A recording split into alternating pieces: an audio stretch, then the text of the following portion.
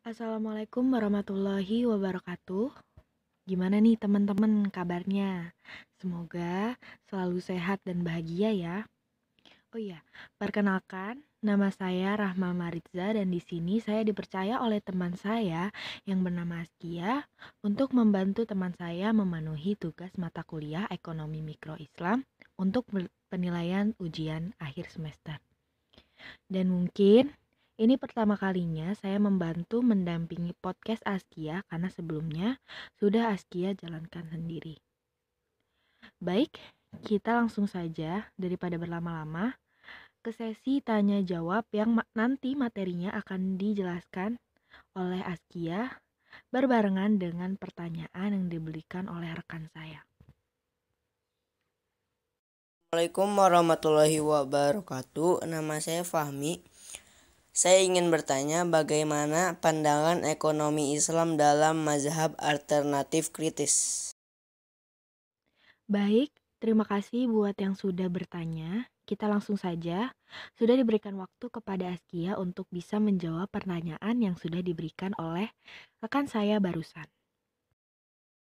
Assalamualaikum warahmatullahi wabarakatuh. Terima kasih kepada Fahmi Syamil Musyafa yang sudah ingin bertanya. Baik, saya akan menjawab ya pertanyaan yang pertama. Bagaimana pandangan ekonomi Islam dalam mazhab alternatif kritis? Mazhab alternatif kritis berbeda dengan kedua mazhab sebelumnya, yaitu mazhab iktishaduna dan mazhab mainstream. Mazhab alternatif melihat bahwa pemikiran mazhab Bakir Asad berusaha menggali dan menemukan paradigma ekonomi Islam yang baru dan meninggalkan paradigma ekonomi konvensional.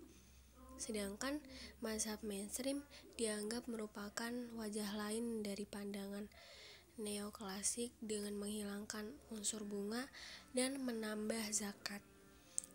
Dan mazhab alternatif ini hanyalah sebuah mazhab yang kritis. Mereka berpendapat bahwa analisis kritis tidak hanya dilakukan terhadap sosialisme dan kapitalisme, melainkan juga terhadap ekonomi Islam itu sendiri. Islam pasti benar, tetapi ekonomi Islam belum tentu benar. Karena apa?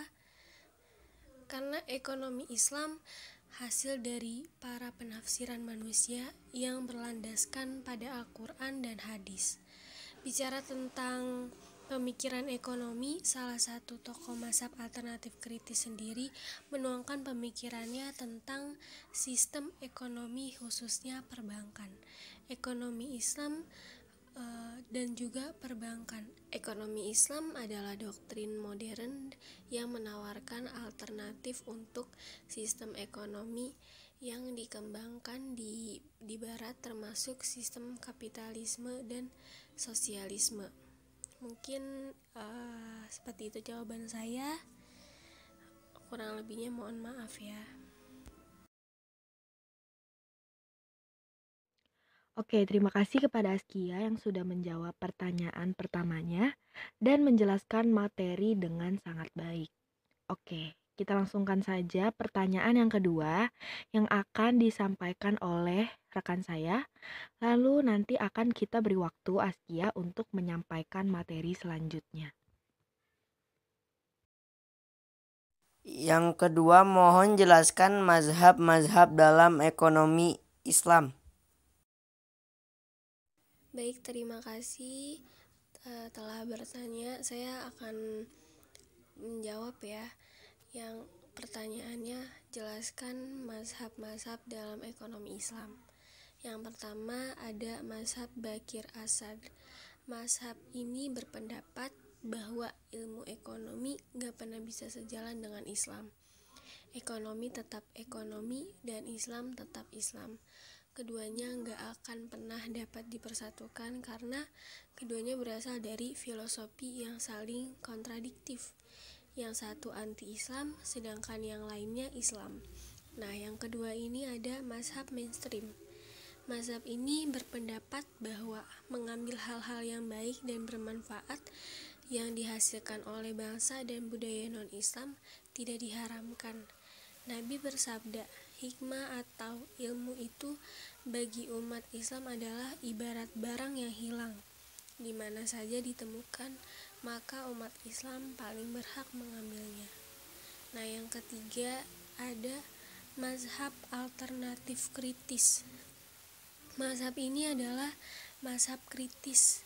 Mereka berpendapat bahwa analisis kritis bukan saja harus dilakukan terhadap sosialisme dan kapitalisme, tetapi juga terhadap ekonomi Islam itu sendiri. Mereka meyakini bahwa Islam itu benar, tetapi ekonomi Islami belum tentu benar, karena ekonomi Islami adalah hasil tafsiran manusia atas Al-Quran dan As-Sunnah. Mungkin itu jawaban dari saya. Yang ketiga, saya ingin bertanya mengenai bagaimana pandangan ekonomi Islam dalam mazhab mainstream. Baik, saya menjawab ya, langsung saja. Pertanyaannya itu bagaimana pandangan ekonomi Islam dalam mazhab mainstream. Mazhab yang lebih dikenal dengan mazhab mainstream ini justru setuju bahwa masalah ekonomi muncul karena sumber daya yang terbatas, yang dihadapkan pada keinginan manusia yang tidak terbatas. Memang benar misalnya bahwa total permintaan dan penawaran beras di seluruh dunia berada pada titik equilibrium. Namun jika kita berbicara pada tempat dan waktu tertentu, maka sangat mungkin terjadi kelangkaan sumber daya. Bahkan ini yang sering kali terjadi. Suplai beras di Ethiopia dan Bangladesh misalnya tentu lebih langka dibandingkan di Thailand. Jadi keterbatasan sumber daya memang ada, bahkan diakui pula oleh Islam. Perbedaan mazhab ini dengan ekonomi konvensional adalah dalam penyelesaian masalah ekonomi tersebut, seperti yang telah dijelaskan sebelumnya bahwa masalah kelangkaan ini menyebabkan manusia harus melakukan pilihan. Dalam ekonomi konvensional, pilihan dan penentuan skala prioritas dilakukan berdasarkan selera pribadi masing-masing. Tidak peduli apakah itu bertentangan dengan norma serta nilai agama ataukah tidak. Dengan kata lain, pilihan dilakukan berdasarkan tuntutan nafsu semata atau homo economicus.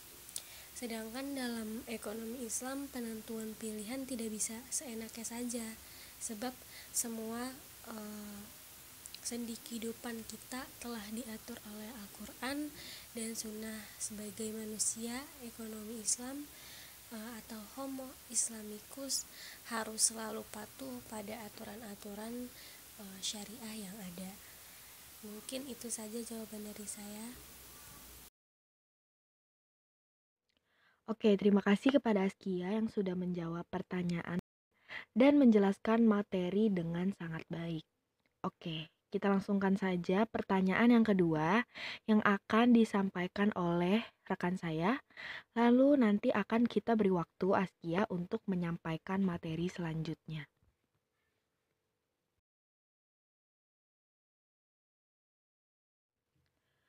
Alhamdulillahirobbilalamin. Kali ini acara kita, podcast yang saya bawakan bersama dengan teman saya yang menyampaikan materi, yaitu Askia, alhamdulillah sudah berjalan dengan cukup baik. Dan terima kasih pula kepada rekan saya yang sudah mau bertanya. Mungkin cukup kita akhiri saja ya sampai di sini. Next time, insya Allah kita akan bertemu lagi di podcast-podcast selanjutnya. Terima kasih pula kepada Askia yang sudah mempercayai saya menjadi moderator di podcastnya ini. Semoga kita semua sehat-sehat selalu dan selalu dilindungi oleh Allah Subhanahu wa Ta'ala. Amin, amin ya Rabbal Alamin. Baik, kita akhiri saja. Kurang lebihnya mohon maaf. Saya undur diri. Wassalamualaikum warahmatullahi wabarakatuh.